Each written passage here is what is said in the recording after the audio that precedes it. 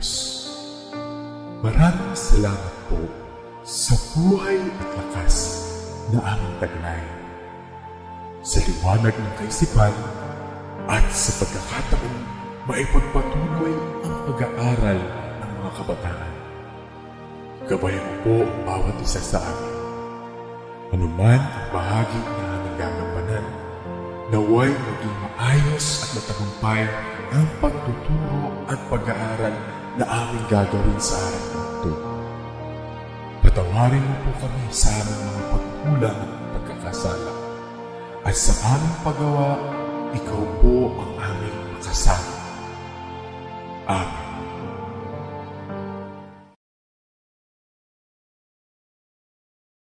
COVID-19. Death of a loved one. A sick member of the family.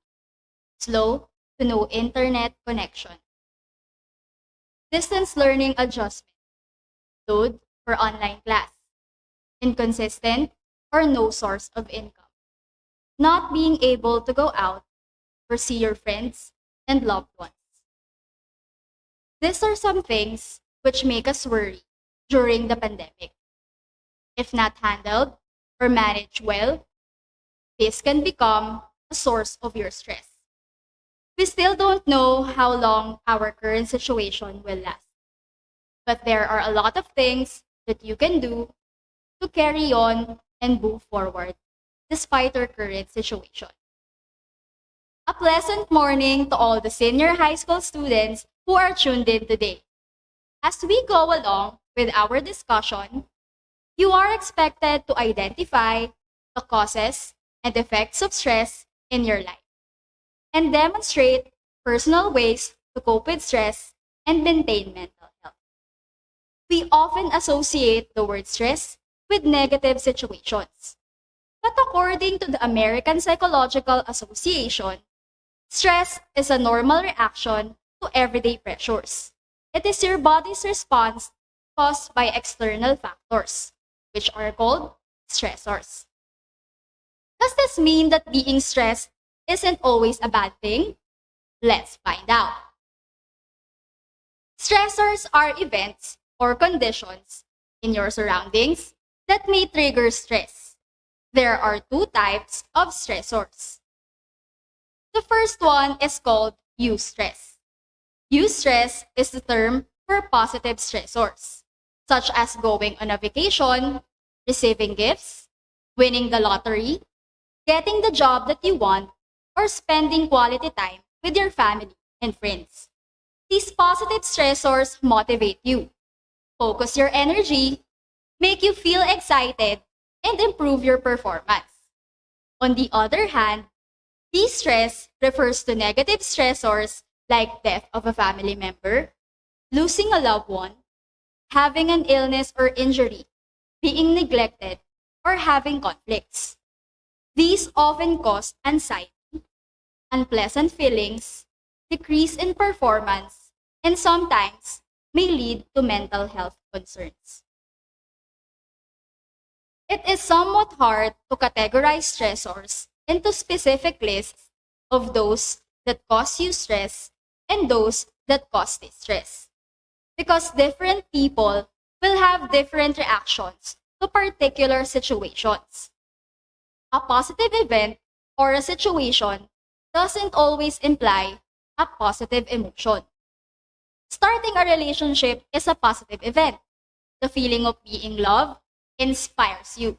But sometimes, it could also result in negative emotions, such as feeling pressured, anxious, or constantly worrying about your partner. What about you? As an adolescent, what are your current stressors? Comment down below. It is important that you know that you are already experiencing stress. There are several manifestations of stress in your body. It could be physical, emotional, or behavioral. Let us take a look at the physical manifestations of stress. Headache, stomach ache, dizziness, back pain, neck stiffness, weight loss, weight gain, twitches, weakness, indigestion, or excessive sleeping.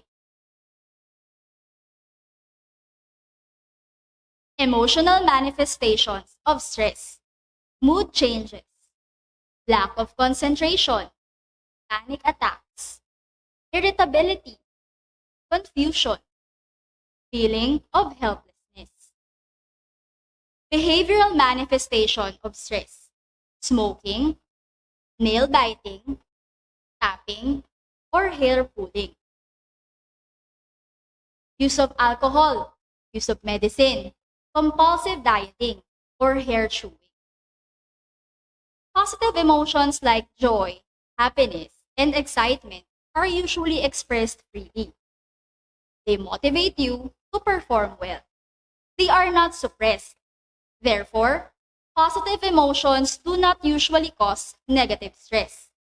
Negative emotions, on the other hand, are hidden. You suffer quietly, and you experience distress. If experienced over an extended period of time, it can become problematic. It may put you at greater risk of becoming involved in negative behaviors, which will impact your mental health and your well-being.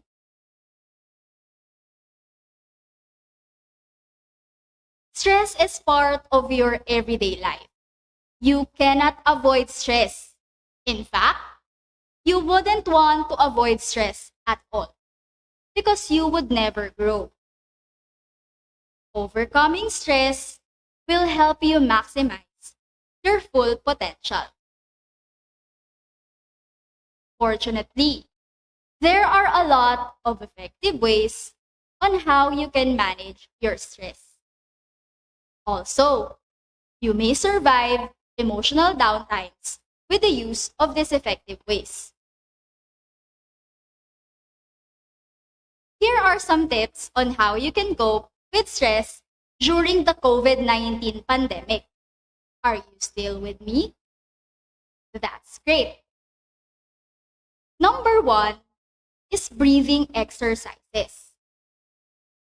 Deep breathing is a stress reduction strategy that can be used in the present moment. It is an excellent skill to master to effectively cope with future stressors. You may allot several minutes of your day for breathing exercises. All you have to do is find a quiet space, take a deep few breaths, and repeat it for several times. Let us try a simple breathing exercise. Are you ready? Stand up and find a quiet place. Close your eyes and clear your mind. Do not think of anything. Take a deep breath and hold it for 3 to 5 seconds. Afterwards, exhale through your mouth. You may repeat this for at least 5 times. Allowing yourself to rest is also beneficial. Always make time in your day to do something that you enjoy, especially if you are working in front of a computer. Take a short break, rest your eyes and your mind.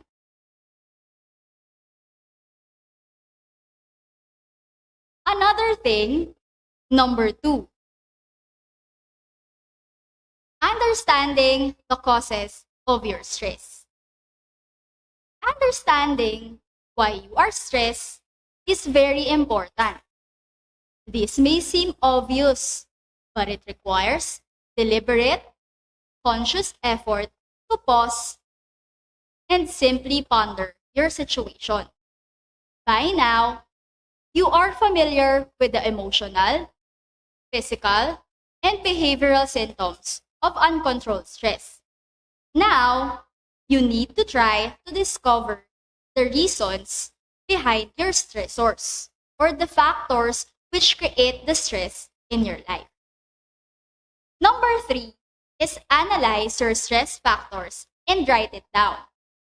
Write down your response to stress. For example, you may write down, I feel tired most of the time.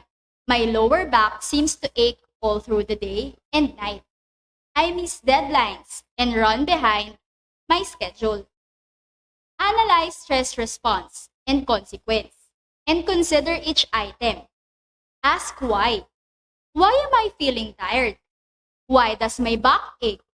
Why do I run behind schedule? Carefully consider each answer because the answer will reveal stressors such as deadlines, anxieties, trying to do so much, managing time or money, poorly, or poor health habits. Number 4 is deal with your stressors. Develop techniques to deal with the causes of stress. The longer you avoid dealing with the stress factors, the more the stress will build up. If tension comes because you have to put off an unfinished task, restructure your priorities so that you can get the task that you have been avoiding out of the way and off your mind. Number 5, learn to work under pressure or unusual conditions. When you can't reduce the stress or the stressors, you need to manage your stress response. Almost everyone, at least at some point, has to meet deadlines, keep several jobs going at once, resolve problems that come up, and do extra work when necessary. However, when the pressure mounts, you can relieve it. Relaxation is key, but most people must train themselves to relax when the pressure is on. Number 6, make time for exercise. Physical activities help metabolize stress hormones like adrenaline and cortisol, and also stimulates happy hormones such as dopamine, estrogen, and serotonin. It can also help take your mind off your worries. The repetitive movements or motions involved in exercise promote a focus on your body rather than your mind. By concentrating on the rhythm of your movements, you experience many of the same benefits of meditation while working out. Focusing on a single physical task can produce a sense of energy and optimism. This focus can help provide calmness and clarity. Next is have a support system. Seek support from your family and friends. Having a support system means having someone to talk to when you feel stressed, which can help relieve some of the pent-up feelings that you have, such as frustration, anger, and anxiety. Your friends or loved ones may also give you new perspectives that can change the way you perceive the source of your stress. Your support system can also help you manage your daily responsibilities so that you have less to do and more company to do it with. Number 8 is learn to say no. Don't take on more responsibilities when your mental and emotional health is already suffering. Saying no takes practice, but the more you do it, the easier it gets. Last is to get help. If you continue to feel overwhelmed, consult with a mental health professional like your guidance counselor, a psychologist, or a psychiatrist. There is no shame in talking to a mental professional about your stress. Getting help means that you truly care about your mental health and well-being as well, and that you want to become a better version of yourself. At this point, I will entertain questions from you. Please use the comment section below for your questions. I think we already have a question, and it is from Abigail. My mother is always yelling at me which make me feel stressed. How can you help me? Thank you for your question, Abigail. Try talking to your mother about it. Tell her about how you feel when she yells at you. Your mother may not be aware that you are feeling that way. There must be a reason behind her behavior. Ask yourself as well, why do you think she is yelling at you? Did you do something? Maintaining an open and honest communication between family members is essential to avoid conflict. We have another question from Jason. I am so stressed because of online class. How can I handle it? Thank you for your question, Jason. First, you need to identify what about online class is making you stressed. Afterwards, try creating a plan on how you can manage your stress. For example, if what's making you stressed is the constant need to buy a load to have internet connection, you can always switch to modular learning, which doesn't require any internet connection. You can still learn with the help of your parents and your older siblings. And lastly, a question from Eliza. Ma'am, how will I know if I need to consult with a mental health professional? Thank you again for your question, Eliza. You have to ask yourself several questions.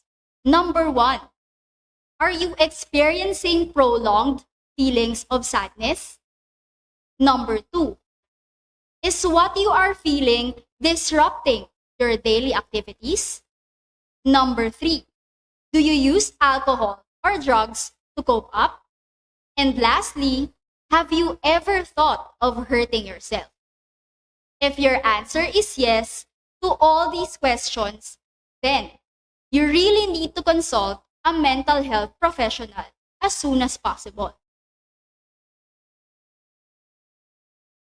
That's it for today's discussion.